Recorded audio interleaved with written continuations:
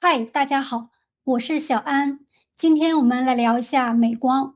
瑞士银行分析师蒂莫西·阿库里在5月底刚刚将美光的目标价从$535上调至$1625。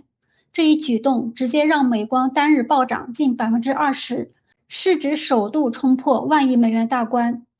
看着美光的股价一天天往上涨，相信每个投资者心里都有两个小人。一个小人说，瑞银分析师都看到1625了，HBM4都提前出货了，英伟达的 Robin 架构离不开它，明年 EPS 肯定能赚$70到$150，股价还要涨。另一个小人说，冷静，你忘了2000年的互联网泡沫的教训了吗？美光是个重资产的周期股，现在 PB 都快14倍了。万一2027年全行业产能大泛滥，现在进去就是站在宇宙的顶峰。今天这期视频，我想来谈一下我的想法。首先，我想带着大家先结合美光的财报，了解一下它的业务，然后我们再来看瑞士银行分析师蒂摩西·阿库里把美光的目标价上调至1625是怎么来的。最后，我们来重点聊聊现在还能不能追高。在美光的官方财报和分析师演示文稿中，通常会提供两张切片不同的营收表格，一张是按业务部门分类，另一张是按技术产品分类。透过按业务部门分类，我们可以看到谁在买美光的芯片。第一个是 Cloud Memory， 简称 CMBU， 也就是云存储部门，专门卖给亚马逊 AWS、微软 Azure、谷歌云等互联网数据中心巨头。它的第二季度收入77.49亿美元，环比增长47%，同比增长163%，说明大模型训练对高速存储的渴望程度还在疯狂飙升。第二个是 Core Data Center， 简称 CDBU， 也是核心数据中心部门。这部分的收入主要来自传统企业级服务器的世代更替。全球有无数的传统企业，比如大银行、跨国零售商、电信运营商等，他们维持日常业务需要重建上万台标准的通用服务器。这些服务器目前正经历从旧平台向新平台的升级大潮。CDBU 的这项业务收入是56.87亿美元，环比增加139%，同比增加211%。第三个是 Mobile and Client， 简称 MCBU， 也就是手机与客户端部门。这部分收入主要来自苹果、三星等手机厂商以及联想、戴尔等电脑厂商。虽然传统的手机和电脑已经不是高增长行业，但由于这季伴随着 AI 电脑和 AI 手机的硬件升级概念，该部门同比增长了245%，说明端侧 AI 正在大幅拉高单机内存容量。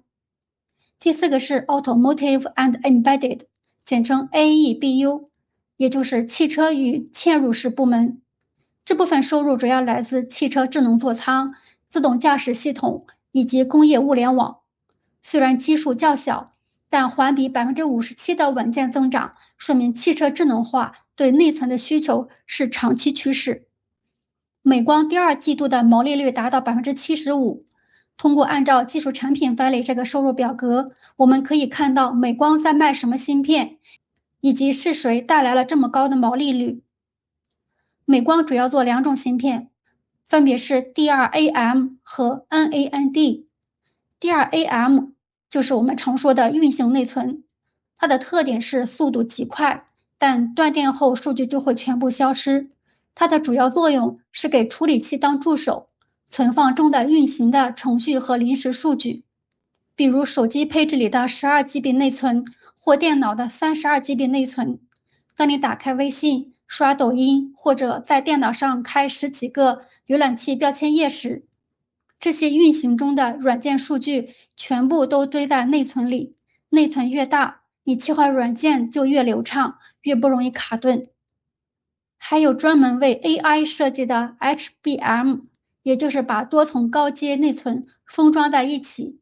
还有数据中心里的通用服务器，需要插满成百上千条大容量内存，用来维持网站运行、云端虚拟机和大型数据库的实时运行。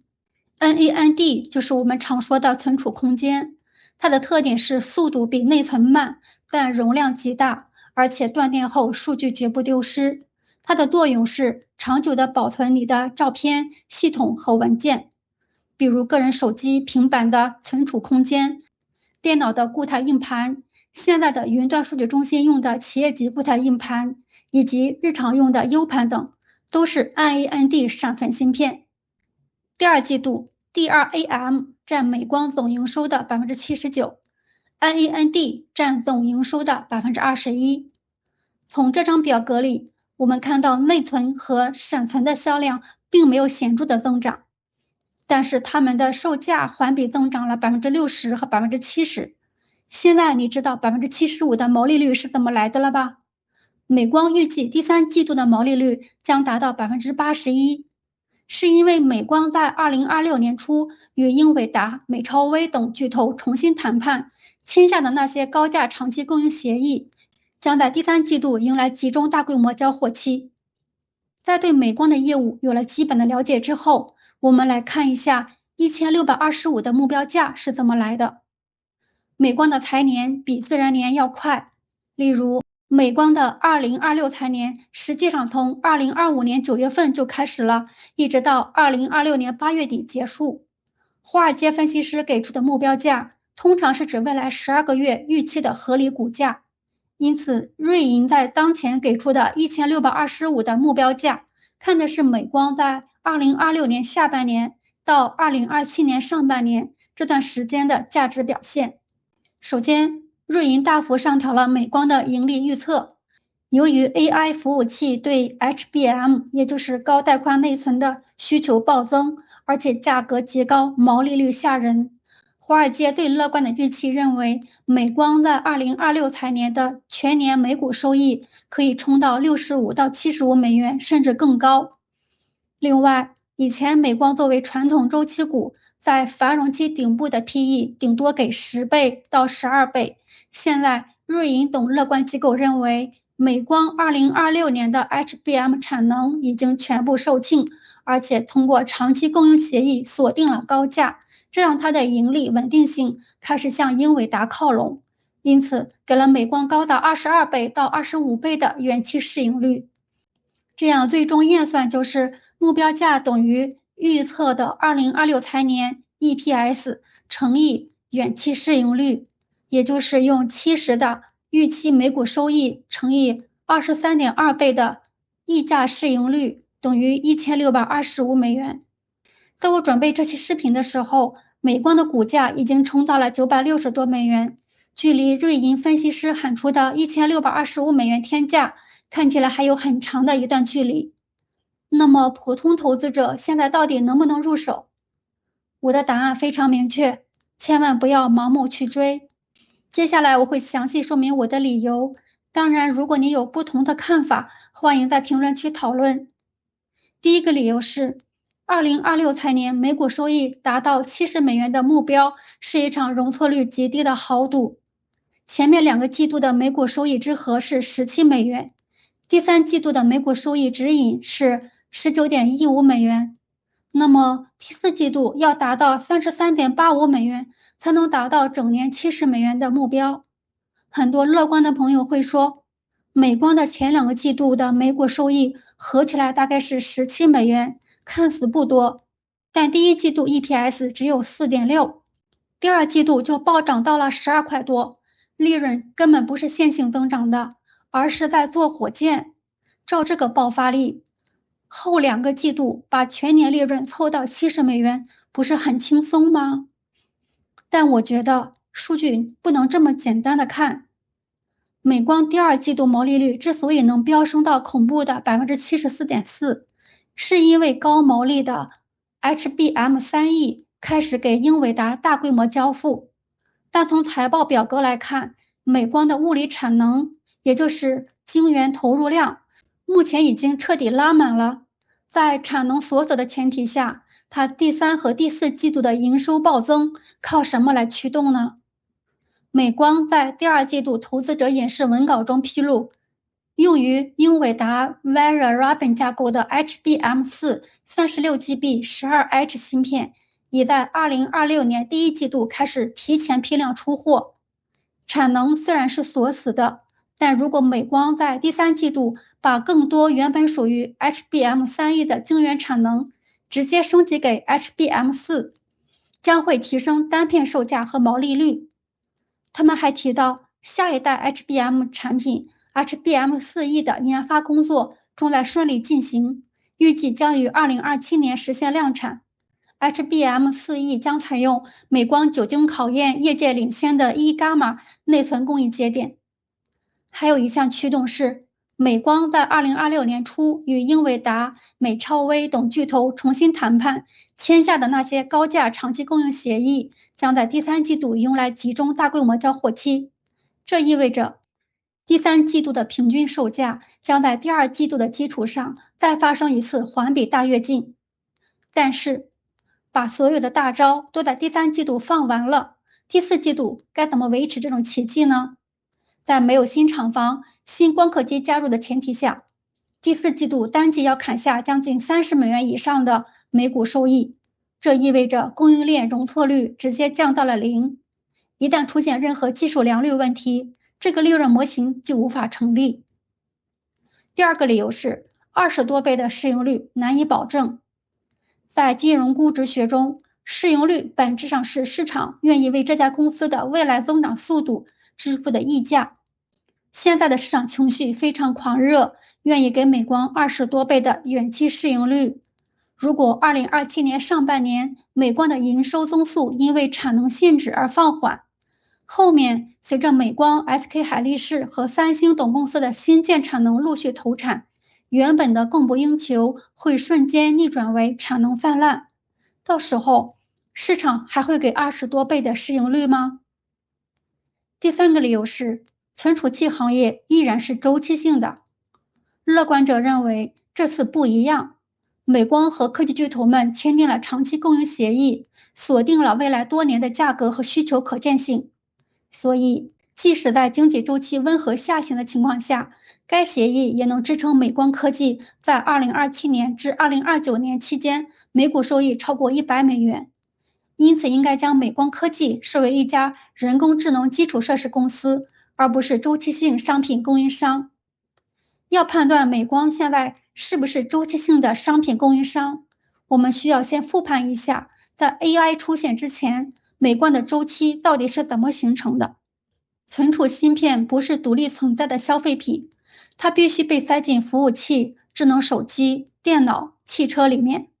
因此，在 AI 出现前，美光的命运深深绑定在这些下游硬件的换代周期和库存管理上。当手机和服务器卖得好时，下游客户因为害怕断货，会倾向于超量下单来堆积库存。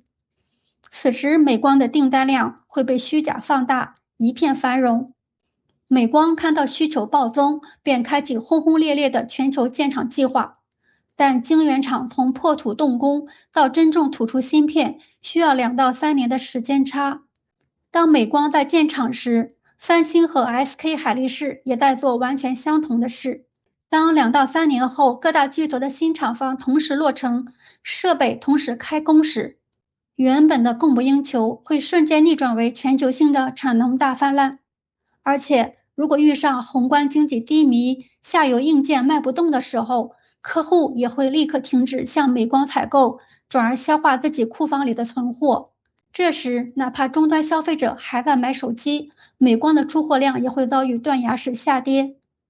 由于美光是自己盖厂的重资产模式，背负着恐怖的固定折旧成本。晶圆厂里的光刻机、洁净室、自动化设备1年的折旧费用是完全死板且固定的。当市场需求下滑时，美光即使减产，那几十亿美元的固定折旧也1分钱少不了。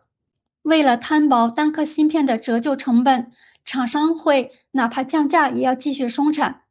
这种全行业在低谷期不停产的行为，会导致价格发生踩踏，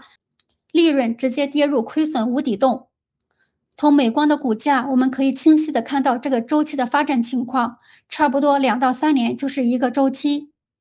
那么现在 AI 真的打破了这个魔咒了吗？如果没有 AI，现在美光应该处于由传统服务器更替驱动的温和复苏周期中。传统企业级服务器数据中心经历了3到4年的运行，迎来了行业刚性的服务器世代更替。在这个剧本里，美光的营收会稳健增长，内存价格温和上扬。按照历史规律，这足以让美光的股价重新回到100到200美元的合理区间。现在，由于 AI 科技的爆发，美光为了满足英伟达等巨头疯狂的 HBM 订单，把晶圆厂的大量产能直接从普通内存挪走，全力导向 HBM。生产一颗 AI 所需的 HBM 芯片所消耗的晶圆面积是普通内存的3倍以上，生产普通通用服务器内存的产能被严重挤压。原本只是温和复苏的普通内存和企业级固态硬盘，瞬间变成了极度稀缺的战略物资。由此造成的结果就是 CMBU 部门的毛利率被拉到了 74%， 而产能被严重挤压的 CDBU 部门营收也跟着环比狂飙 139%， 毛利率同样顶到了 74%。 原本传统周期该形成的小土坡被 AI 垫成了珠穆朗玛峰。但无论被垫得多高，存储芯片作为宏观硬件供应链下游的本质没有变。当大厂的库存堆满，当 AI 的资本开支在2027年出现阶段性放缓，当全行业的新产能集中开机，行业周期只会延迟，但不会缺席。长期合同可以拉长周期，可以延后清算，但永远无法消灭周期。面对已经把未来2年的完美预期完全透支，市值冲破万亿美元的美光，你愿意在珠穆朗玛峰的顶峰去赌那个这次不一样的奇迹吗？作为投资者，我非常理解当你看到美光匆匆往上涨时，心里的那种恐高与渴望的极限拉扯。但你要知道，你现在的犹豫恰恰说明你对它的重资产属性和周期宿命保持着清醒的敬畏，这在狂热的牛市里是非常珍贵的品质。好了，今天就聊到这里，我们下期见。